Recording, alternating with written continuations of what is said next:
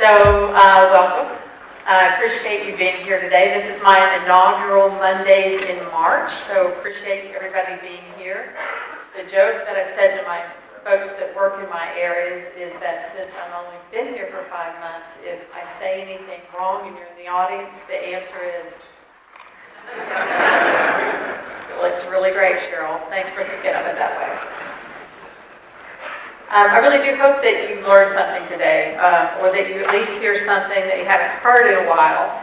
I want to tell you that UTMB has an extremely strong core. We hope that business and finance contributes to that core. I believe that we do. So again, thank you for being here. We're going to hopefully talk about how business and finance strengthens our organization and our mission. If any time you have questions, I think it's meant to be at the end of the ceremony or presentation. If you'd like to get up and ask a question, there are mics in 3 different places. Please use them, turn them on. I'm not disturbed by that happening in the middle of comment, so please go ahead. So we've all seen the mission, vision, and values of UTMB. They get a little mundane, I understand that. But if you stop and you really look at what the words say, a lot of folks took a lot of time to really think about that. They are very important. You saw them as you came in. You see them all the time, hopefully, in the road ahead, in other documents. But what do they really mean to us? Well, our mission is that we will improve the health care of the people of Texas and around the world. We don't intend to cut anybody off, but apparently we're going to cut some wording off here. Our vision is to work together to work wonders as we define the future of healthcare and strive to be the best in all our endeavors. Pretty powerful words. We strive to be the best in all of our endeavors. Are we perfect? No, but we want to be the best. I'll tell you that in my short tenure here, I have seen that more so than in any other organization I've been with. And that's not just because they can't hear me, it's really true. Our values. We demonstrate compassion. We always act with integrity. That's hard to do sometimes. We all teach our kids to always try and act with integrity. We show respect to everyone, no matter of your station in life, no matter where you're from. We always want to show respect to everyone. We embrace diversity, and we promote lifelong learning. I'm from a history of Catholic institutions, and if anybody has ever been in a Catholic healthcare institution, have you ever been to a Catholic school? It's kind of the same, right? I'll tell you that this organization has the intent and fulfills those values as well as any Catholic institution that I've been in. I think that speaks volumes for this organization. It speaks volumes for our leadership. It's very important to make sure that we continue to hold those values close to us. So aligned with our mission, now I had to tell you, I created this slide, so for anybody who doesn't think finance is not creative, I've just burst your bubble. Aligned with our mission, vision, and values are institutional goals. There are pillars, they're what we do every day. Let's talk about business and finance and how we, hopefully, act within those particular periods or pillars. I kept the format today pretty simple. I want to talk about where we've been, and I'll tell you, because of my tenure here, I didn't try and go back 2 or 3 years and speak to what's happened in the past. I wanted to look within the last 12 months. I know that Danny and Donna have a wealth of knowledge, and they have the ability to go back 3 to 5 years. I wasn't sure I really wanted to try and take that on. Particularly, I just wasn't here. I can't speak to a lot of that. In addition to where we've been over the last 12 months, I wanted to talk about where we're going, because I think that's probably the most important thing that we can look at today. So business and finance. For those of you who don't know, who are we? We're human resources and employee services. We are business operations and facilities. We're financial services. I has probably 3 or 4 fairly large categories under it, as well as business operation and facilities, and we're information services. In those categories, we are the people, therefore, that hire and train staff. There's about 1,600 people within institutional support, I guess is a more familiar term. We do the things like process invoices, all that stuff behind the scenes. We make sure that our facilities are maintained. We do all of those things that hopefully, I forget how this was put, but it was put very well. We're the table and everybody puts the dishes on it, and the dishes are the health system and the academic enterprise, but hopefully we're the table that supports all that. So what we do, we are dedicated to providing support and counsel. And when I put counsel in there, I thought, I hope everybody takes that correctly, but in my view, that is really what we should be doing. We should be providing counsel to our health system and our academic partners, our academic enterprise partners, so that we can inform them what business topics are, what they mean, how to interpret them. So counsel was meant to be a very partnership type term. We do that for our institutional partners, hopefully always through effective and reliable services. A mentor of mine one time said, you can be effective, you need to be effective. Efficiency will come with your effectiveness. So just being efficient isn't the way that we're going to better our organization. We have to strive to be effective in what we do every day. How do we effectively repair our buildings? How do we effectively hire and retain people? How do we effectively communicate financial results? And hopefully as we do those things, they all strengthen the mission that we're here for. We talked about that a moment ago. So let's start with the pillars. And if you remember, I promised you we kept the format simple. It's got a cadence to it. So we're going to talk about the pillars, and within each pillar we're going to talk about where we've been and hopefully where we're going. When we talk about people, we talk about investing in the success of our workforce. What's that mean? So if we invest in something, we put our heart into it, we put our resources into it, we put our thought processes into it. Hopefully, with our people here at UTMB, we do that through training and development. Hopefully you're provided with the tools that you need to do your job. If you're a nurse on a floor, hopefully you have the right tools to take care of your patients.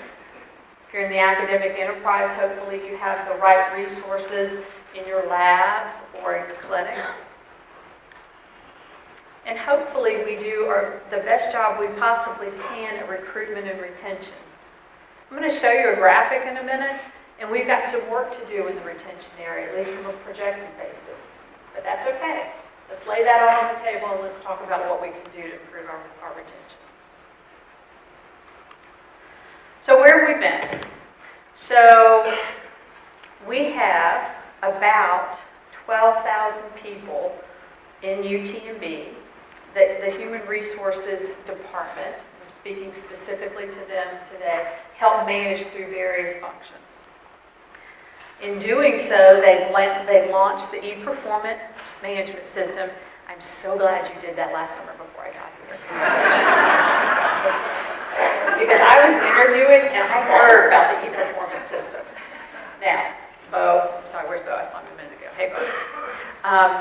That system, I've actually walked through it with Bo, and I know change is difficult, but that system is better than what you'll see in some of the large national Catholic health institutions. Ascension didn't have anything like that. Catholic Health Initiatives didn't have anything like that. So frankly, you need to give Bo a hand.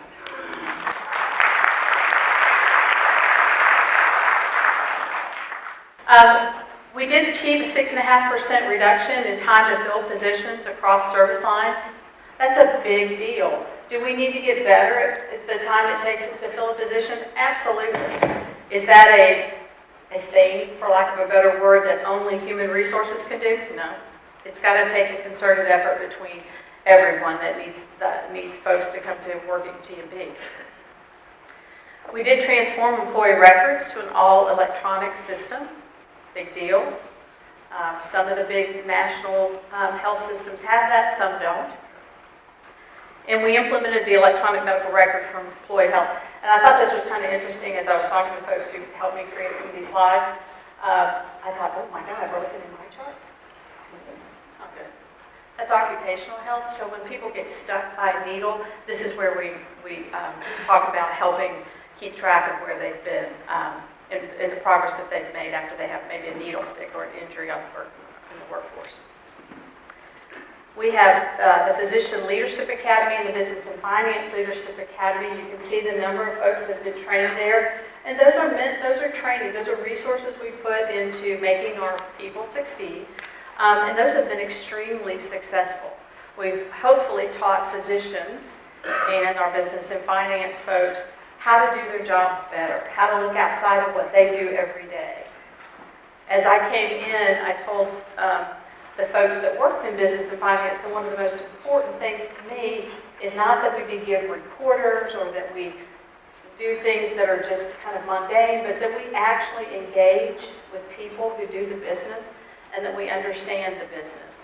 We can't do our job if we sit in our offices all day and for the finance folks, crunch a number, or for the business and business operations folks, if they just draw plans. We can't work that way. We have to actually get out and be among those that require services and make sure we understand that business. So where are we going? We talked a little bit about recruitment and retention. It is tension, but retention. We hope to improve our pre-employment management processes. Okay? If we get the pre-employment process correctly, hopefully the tenure here will be much more successful. We're looking at revising our executive recruitment program. I was part of that program, not bad, but there's things that we can do better.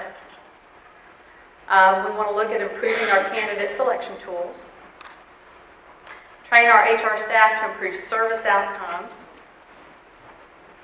want to look to enhance all of our training programs. So if you've not been through a training program, we would love to hear from you what you think is needed to help make your job better or the folks that report to you's job better.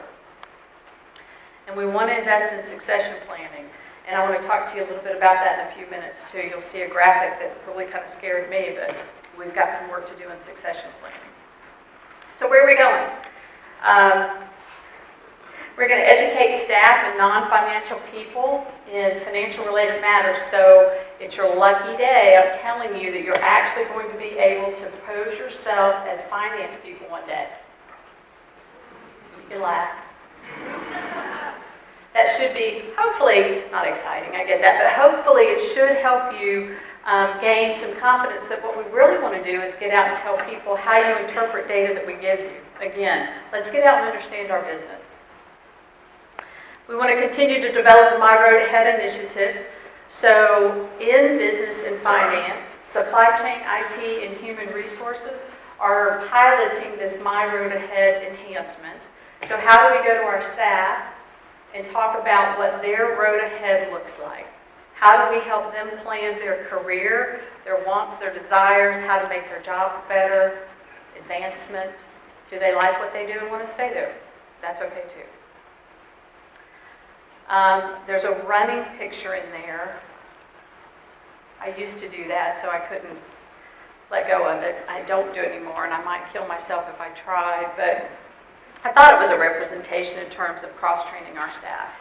So how do we make sure that if staff in, human resources leaves tomorrow and their job is to recruit nurses, that someone next to them can pick that up seamlessly and understand that we need nurses on our floors and can make sure that we have those resources? How do we cross-train our staff? We've done some other things. There's fundamental management training for managers. 46 managers have been trained.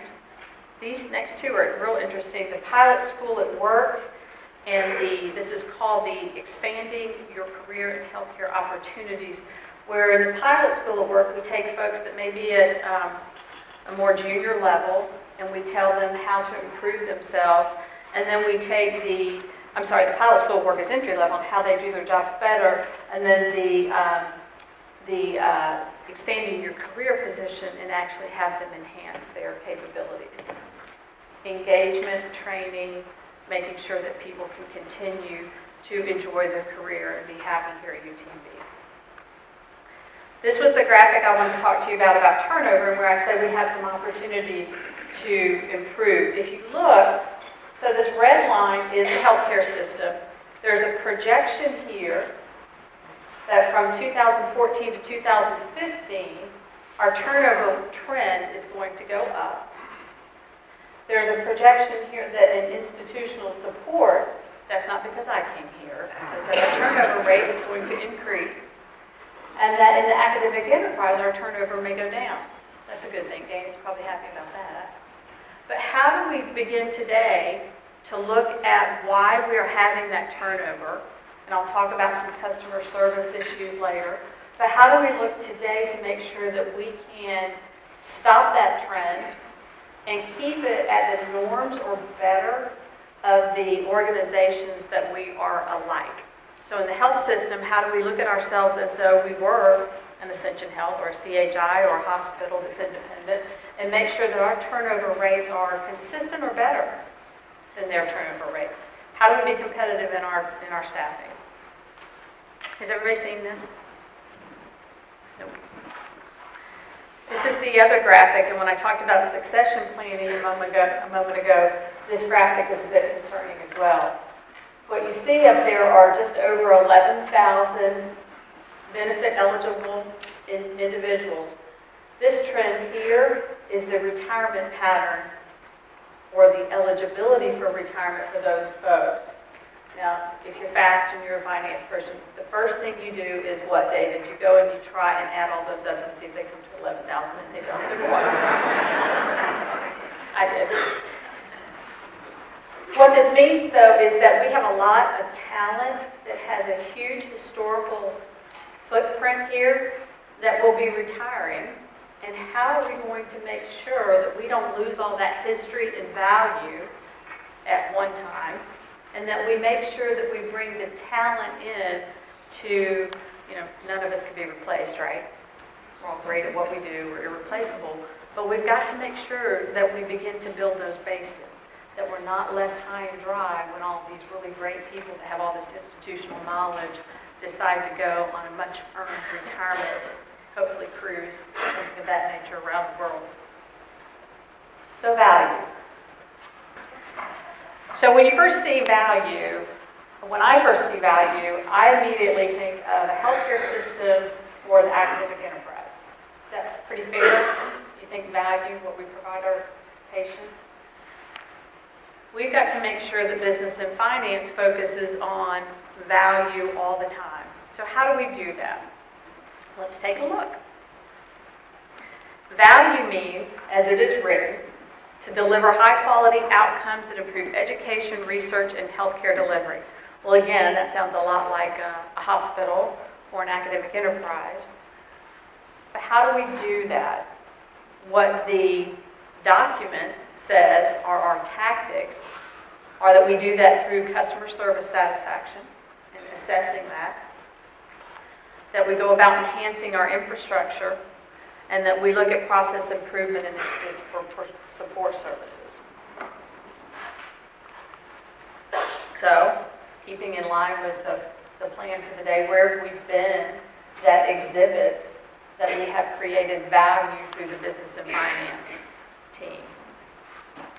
Well, prior to 2014, UTMB, because of some wind that went through here several years ago, was in a financial position called Watch with UT System. In 2014, we were elevated out of that Watch position to Satisfactory. So give yourselves a hand.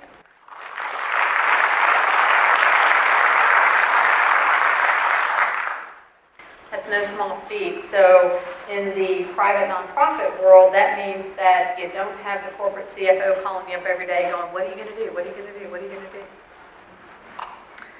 Sustainability achievements. The business operations folks get some big kudos here. For the last 5 years, they've reduced energy consumption by 2% per square foot. This is a big place, and take your house and your square footage and multiply it times the square footage here, and think about the energy that we use. 2% is huge. We've also received a lot of recycling accolades. We're being sustainable. We're caring about the environment that we impact so greatly. And we've also implemented, outside of some of that, more in the IT sector, the clinical trials management system. It does the obvious thing. It tracks clinical trials. It looks at the associated budgets with those clinical trials. And it looks at the participants in those clinical trials. It's integrated with our financial system, so we can tell how we're doing in clinical trials, because we do have to run a business. It's integrated with the grants management system, Infomed, and that little system called Epic. Again, Dr. Callender said this very funny. My first week here, I did nothing but Ebola. I thought I'd been hired for the wrong position. I got wonderful tours of our incinerator.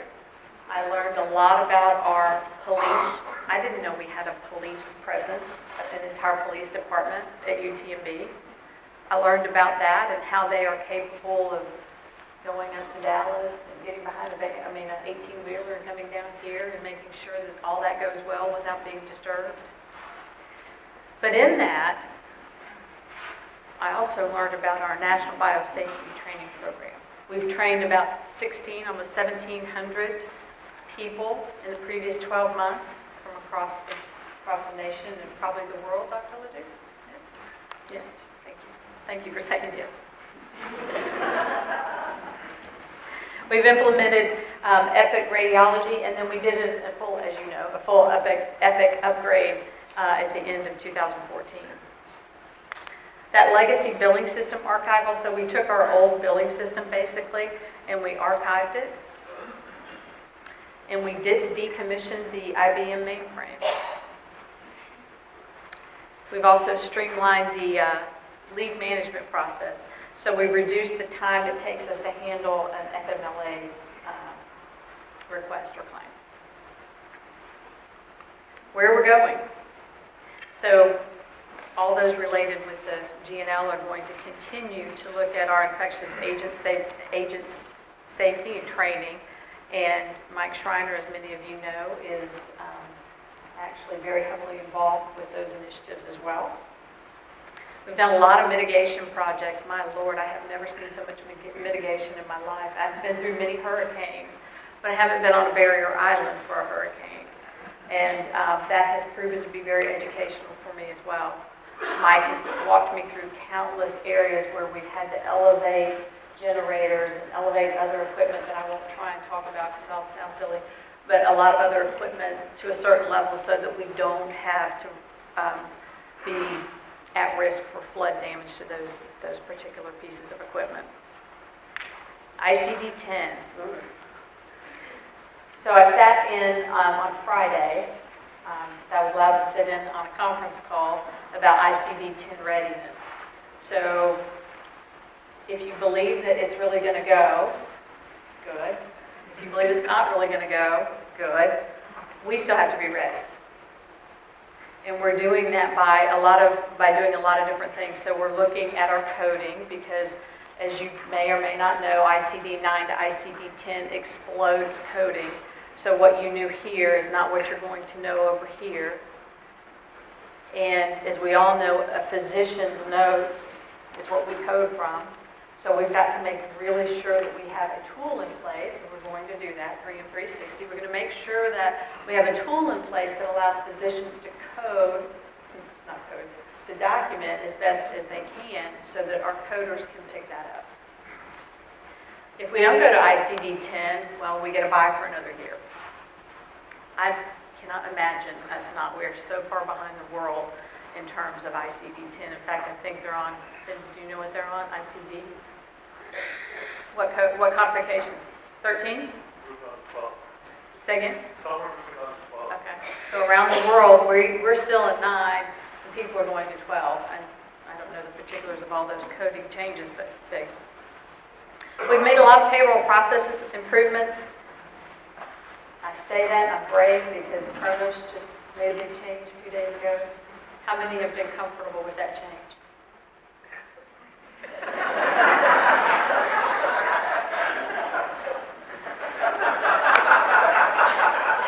John Stakes raised his hand. He's good.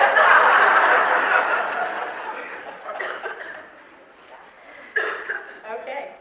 Well, if you're not good, call John Stakes or Todd Lee.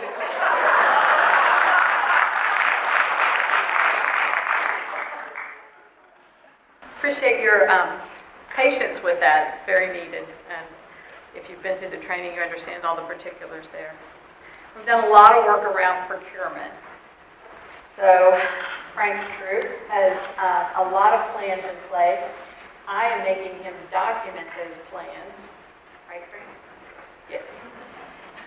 So that he can really put down on a piece of paper what he thinks those plans are going to get us, because I'm a finance person. We have to make sure that whatever we spend, we get a return on, hopefully. So he's actually documenting what we're going to get in terms of procurement savings. We do a lot of good work right now. We have a lot of good analysis that goes into spend. We probably could get better analysis on utilization. But we also need to look at our processes and what we do in terms of buying a piece of a widget. And do we do that as effectively as we can? A lot of really cool stuff there, and I'll let you read Frank's action plans where he writes them if you'd like. One thing I do want to talk about is, because I have the opportunity and I have a captive audience for a few minutes, if you haven't heard, Governor Abbott sent down some pretty specific rules about how we're going to procure things. And out of that came a really cool document that Frank put together. I think, Frank, did you put that together? No, my team did. Take credit. Oh, your team. Okay, that's right. I thought you were going to say, no, your team did it. I'm like, oh, no, Frank, take credit. It's good. So if you are in the procurement mode, or you want to issue a contract, a PO, or so forth, we'll send this out to you. But this is hot off the press, and you're going to hear this in your relay meetings. So I'm going to take a 5-second commercial here and walk you through this very quickly. Take a look over here. If you're going to do a contract or PO, these are values that have certain criteria assigned to them.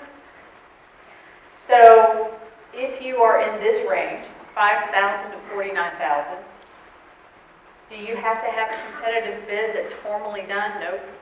Do you have to have an informal competitive bid? Yes. No exceptions. If it's a group purchasing organization or a state contract, it has to be, in this time frame, it has to be looked at by supply chain. These are items where you might be able to sole source, have an emergency justification, or best value. I love the best value one. This is all other. If something is already standardized, or there is compatibility, Frank is going to determine what that means for you every time you ask. I'm not going to stand up here and try and do that. But then the legal and contract requirements are here. So in this 5,000 to 49,000, can you have something that's sole source? Yes. Can you have an emergency justification? Yes. Can there be a best value reason for buying this piece of equipment or getting into a contract? Yes. But when you get down to that 50,000 to 999, it gets a little bit more tight, right? So you must have a formal competitive bid in that range. That means 3, right?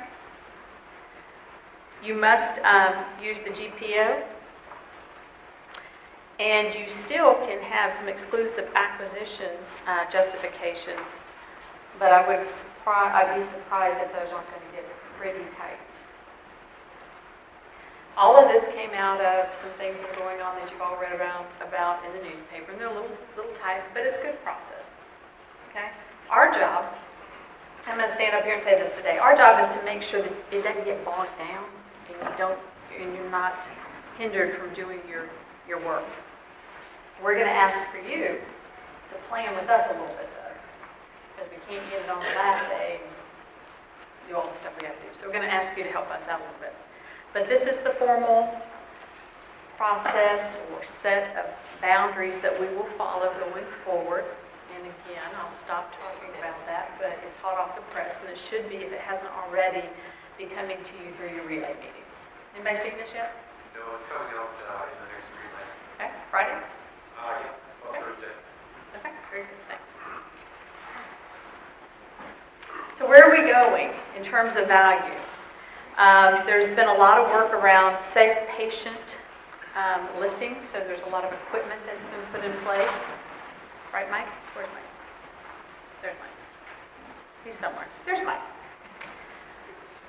We've done development and completion of departmental operating reports and key performance indicators. So this week, I have a meeting with Dr. Jacobs and Donna Sollenberger to go over the revenue cycles scorecard. They've developed some additional metrics in their scorecard so that we can sit down as a group and have a conversation about how the revenue cycle team's doing in terms of billing and collecting for the hospital and for the clinics and for the physicians.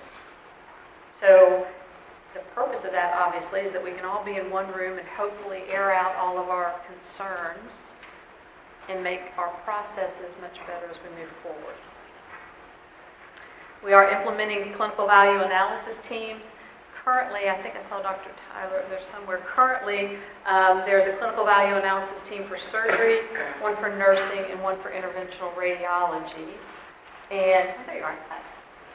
And hopefully those will be places, at least in my past, those are places where a new item or product will come to a team who has the expertise to evaluate, will we actually need to use this product?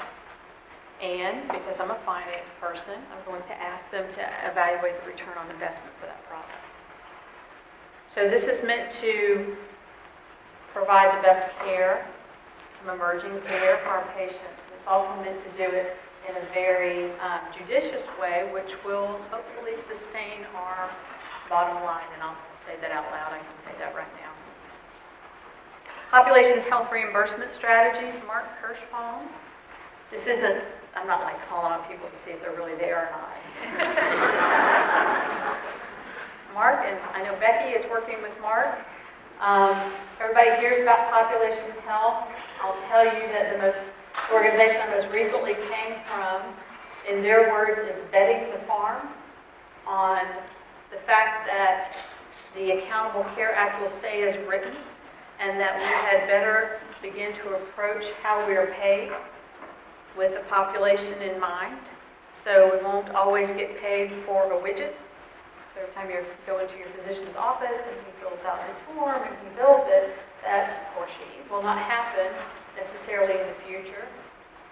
What will happen is that they will have to employ types of population management, disease management type things that will allow them to get paid a payment.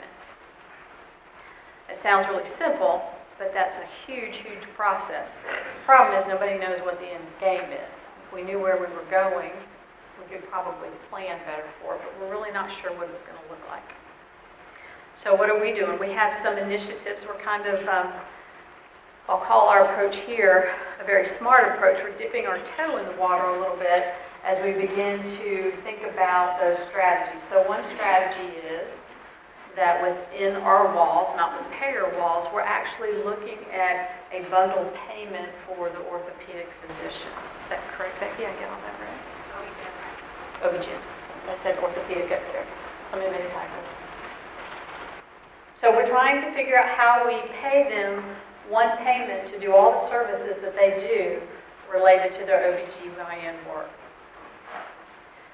The payers, the Blue Crosses, the Uniteds, the Aetnas, they haven't figured this out yet. They don't know how to do that. They know it's coming, but they don't know how to do that yet. Another initiative that's underway is that we are actually looking at, or are in agreement to provide health care in terms of primary care type care to some of the independent school districts. very small ones at this point, because we want to try this out. But how do we take care of their population? How we are reimbursed for taking care of their population. So growth, this is kind of the fun stuff to me. Not that everything else isn't fun, but this is real fun. So how do we pursue the greatest opportunities to define the future of healthcare? Boy, that's tall. That's a big statement. But how do we not stay stagnant? How do we look out into the environment and make sure that we're growing like we should grow? Well, we do that through improved market position. I'll tell you that in the old days, as you guys have probably all witnessed, in the old days that meant build a building, put some physicians in it, put some other services in it, build a hospital. Today, it means that sometimes, but it also means looking at how we provide the care. Do we do it efficiently? And are we really getting all of the market that we should be getting? There was a term for that in my previous life, and it just meant recouping what you should be getting out there in the public anyway. So are we doing that? Is our market share, if we're 20%, should we be 25% because those people are in our catchment area? Improve IT platforms that support those growth strategies. And how do we look at partners, employers, payers, and so forth? Well, I mentioned a couple things. I won't go back through those, but I mentioned a couple things that talked about working with independent school districts so that we provide care and clinics to them. And we can work with our payers. It's all about covered lives in that world. So how many covered lives do we have? The more we have, the better. So how do we go about getting more covered lives? That helps our market position. Those are fairly fun topics to talk about. Not if you take care of a patient every day, I understand, but in our world, it's fun. So where have we been there? Well, we all know about Angleton Danbury. We've integrated the IT, or going to integrate the final piece of IT. We have clinic construction. I put Alvin on here because that was the first clinic I went to in terms of a ribbon cutting. Beautiful clinic. Whoever designed that gets some kudos, and staffing gets kudos. We opened the urgent care and pediatric clinic, we all know that, and the primary care specialty clinic is going to come online very, very soon. We've talked about population health reimbursement. We've also been through the meaningful use stage 2, so we looked at things like barcode administration, we looked at our radiology imaging, our continuity of care, and so forth. So we've gotten our stage 2 meaningful use. If we think IT's tough here, the hospital I was at in Chattanooga did not even have an EMR yet. Now, there are probably some docs there that are really happy about that, but we did not have an EMR system. So there was no way that we could qualify for stage 2. And when you start talking about $1 million to $2 million reduced reimbursement because you cannot qualify for meaningful use, you start impacting a whole lot of things that you shouldn't have to impact. And we've done a lot around DISRIP, project assistance. Didn't have DISRIP in Tennessee. It's a fabulous program here in Texas. Enjoy it. Been a lot of fun to learn a lot about it. Doing a lot of good. EPIC 2014 upgrade, we've already talked about those two things. So I'm going to ask you to give Ron a hand here in a second. Ron has worked through many, many organizations in terms of human resources. And we have been asked by Ron's involvement to be the administrator for the U.S. Technical Advisory Group, TAG, for global human resource management standards. So that means that Ron has brought to UTMB the influence from a global perspective in terms of developing human resources standards.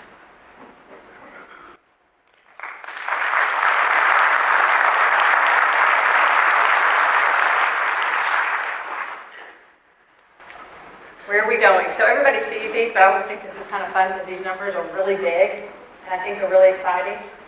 And I'm going to talk about my previous life a lot if you haven't already figured that out, because that's my most recent reference point. We were allocated $5 million in capital a year.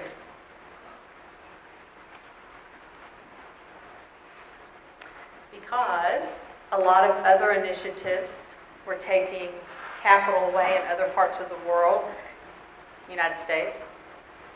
And if you were a good performing organization, this is kind of counterintuitive, but if you were a good performing organization already, you probably didn't need to spend a whole lot of capital there. Doesn't make a whole lot of sense because you don't sustain yourself very well if you don't get a lot of capital, right? So when I came here and I saw these capital numbers, I just sat back in my chair and just kind of chuckled, frankly. And thought, wow, this is really great. We're investing in our future. We're investing in our facilities. So $438 million for Jenny, 764,000 square feet. So what's really interesting about that is people today don't invest in building hospitals. Because there's a theory out there that everything's going to go to the outpatient world. I think it will, a lot, but not everything. But we on the island, which is just amazing to me as well, we on the island have such great occupancy that we get to build a new hospital. It doesn't happen very much anymore. Unless you're in an area where population is growing like crazy. The biocontainment, the critical care units, those 2 ICU rooms, $4 million. 2 300 square foot rooms. Puts us at the top in the U.S. in terms of capabilities for facilities related to biological containment. It also means that everybody that has Ebola in Texas is going to be sent to us probably, but that's okay. That's huge. And we're still working through funding and so forth with the state, but that's pretty big kudos. UTMB Health League City Campus. That was hard for me to say. I actually learned Victory Lake, so now it's the UTMB League City Campus. 82 million and 150,000 square feet. It's about 65% complete, Mike, roughly. Going to open in August, substantial completion in June, first patient in August. 37 inpatient beds, and we will go to 10 ORs from 6. That's getting right up in the middle of everybody else's world. We're putting ourselves right where we want to be, where we should be, in terms of capturing new market share. Building 17 expansion, $42 million, and John Seeley facade repair. So I also learned that bricks fall off of John Seeley every once in a while, which was kind of scary. So we are going to repair the facade, fix the facade, repair it. The current design, hopefully I'm not saying too much out of turn, Mike, but the current design is actually to bring that out a little bit so you get a little bit more room in the patients. So where you maybe saw like this, then we'll cut some of that off and you've got a little bit more room in the patient rooms.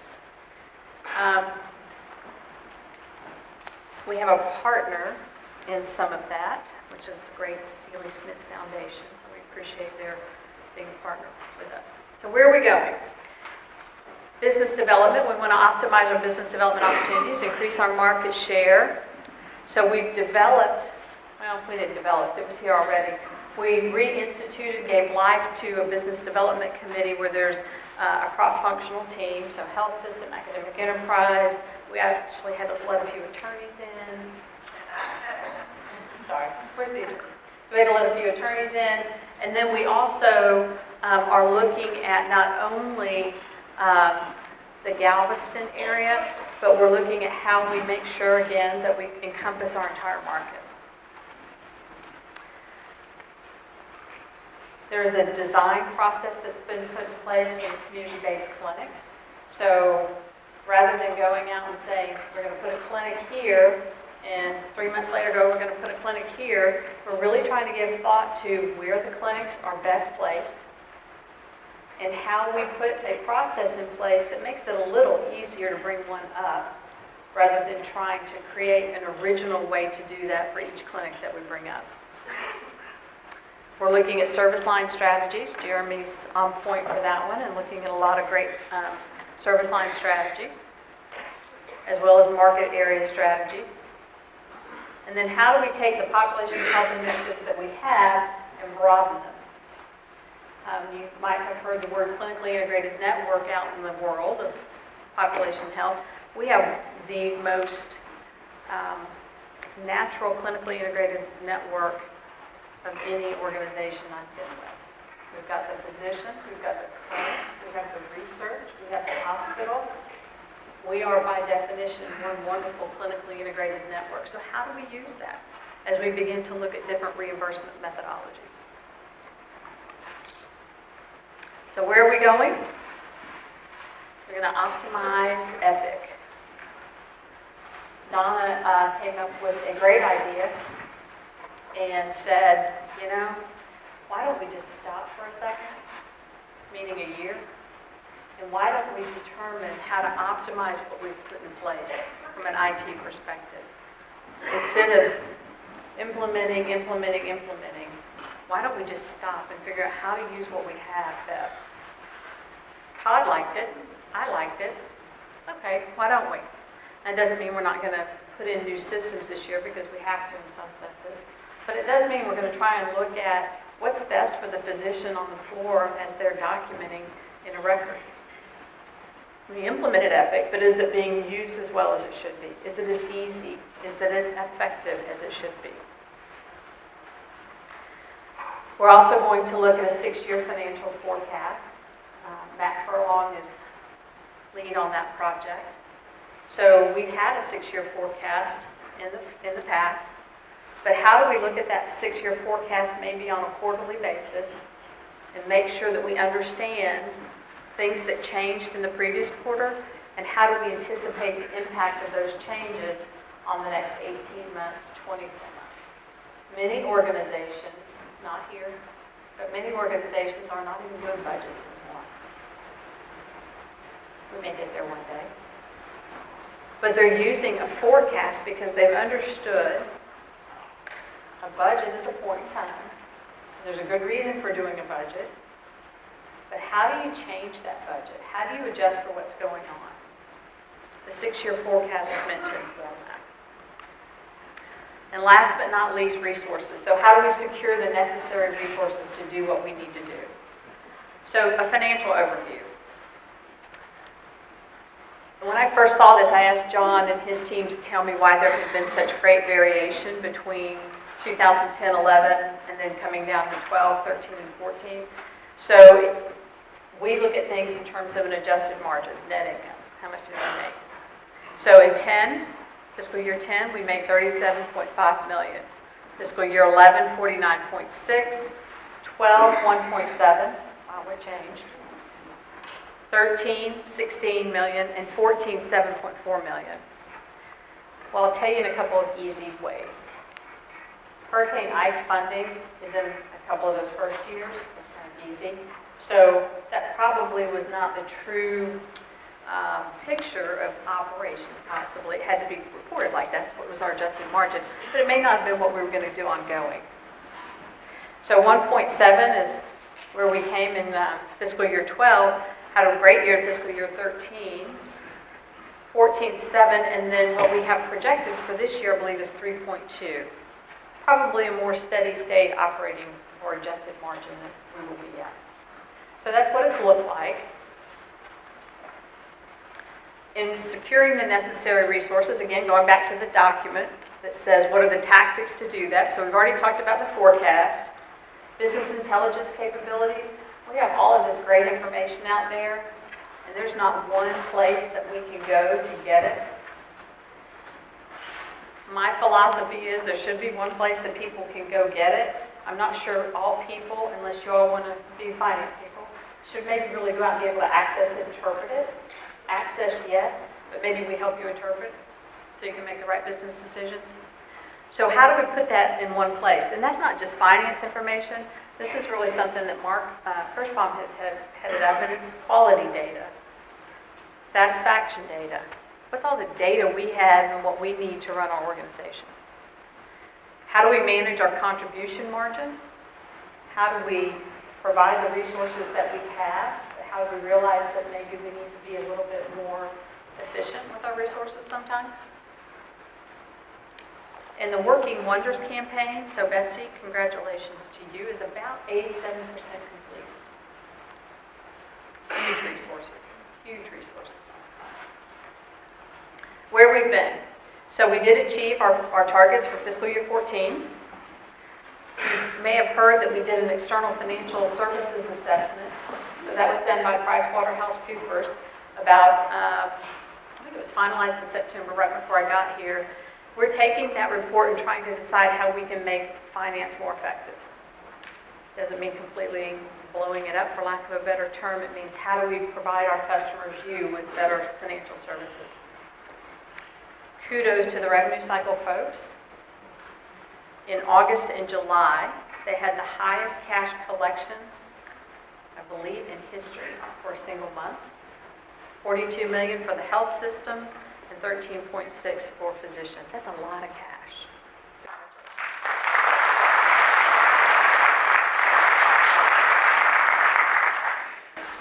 Probably something that goes very unnoticed, but if you haven't looked at this document, you really should. We submitted the legislative appropriations request, and it is, wow, it's a governmental document.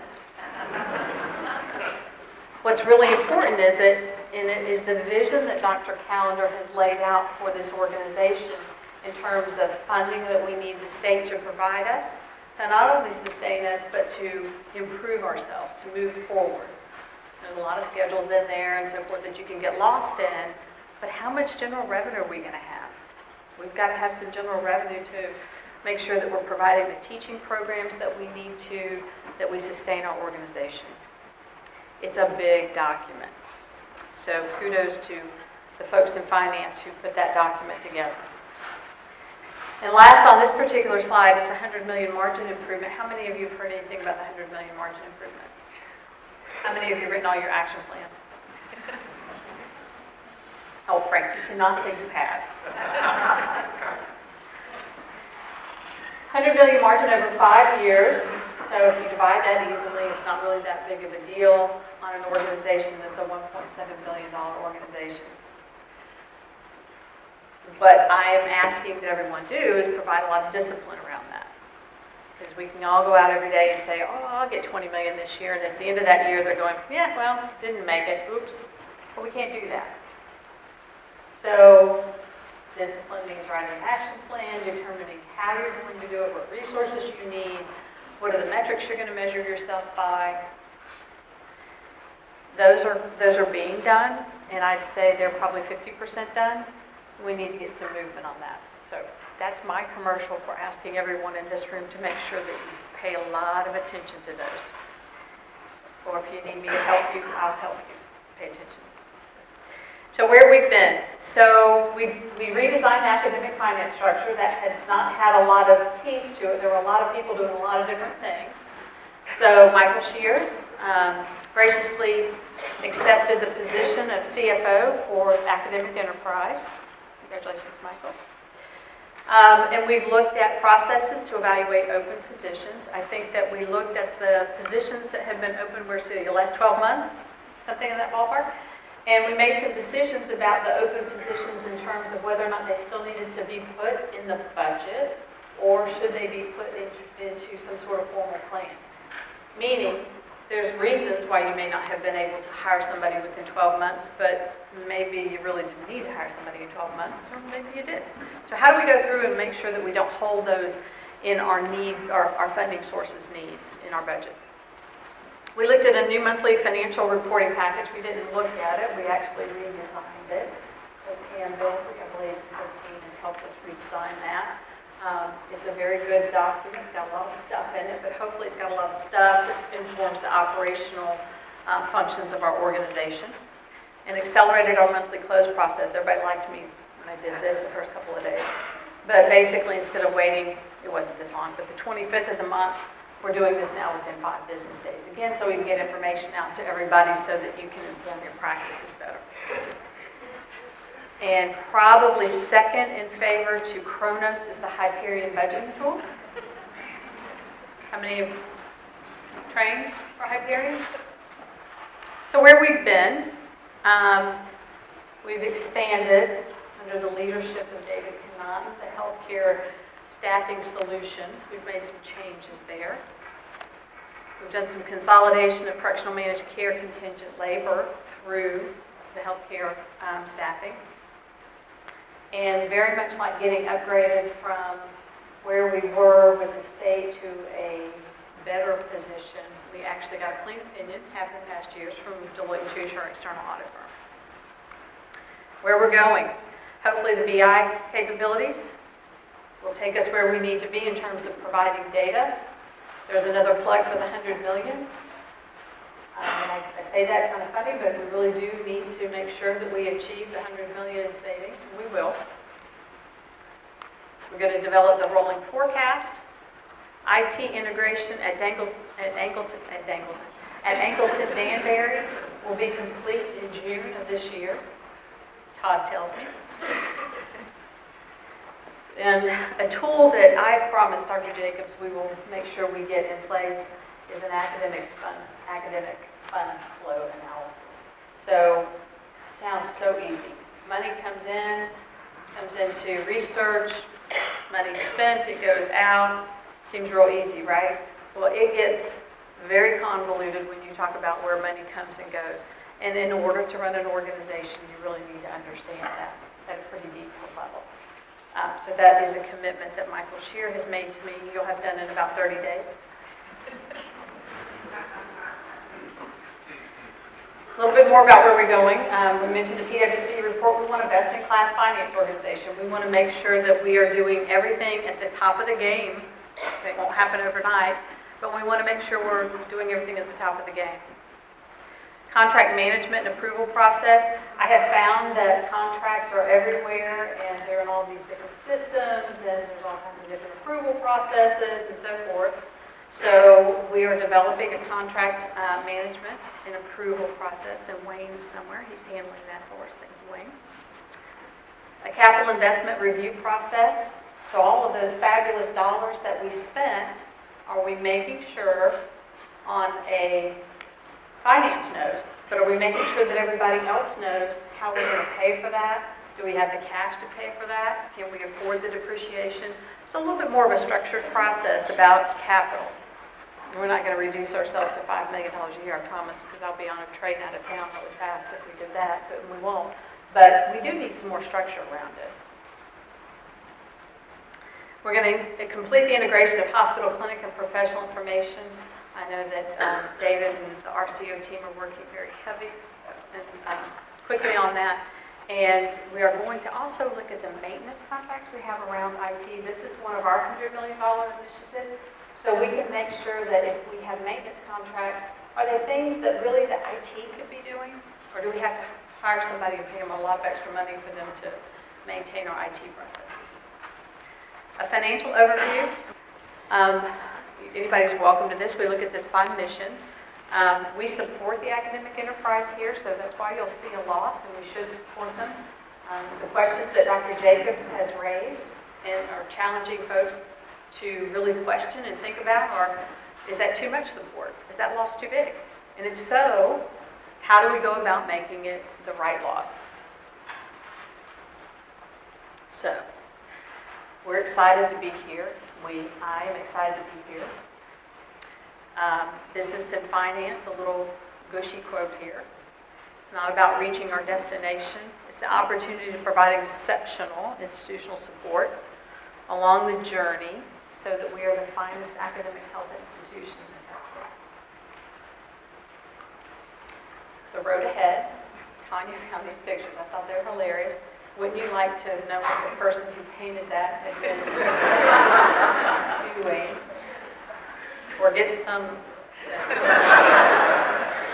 This one as well. These are not what our road ahead looks like. That might be, well, I don't think ours looks like that either, but it's a lot more fun than the other ones. Hopefully it looks something like this. And I didn't mean green, because the dollars. Hopefully it looks like it's a little bit more structured, that we understand where we're going, right? So that's it.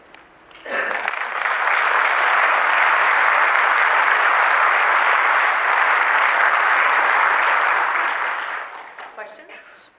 Thoughts? Just want to out of here and go eat? No questions? Thank you all. I appreciate you being here. UTMB Health, working together to work wonders.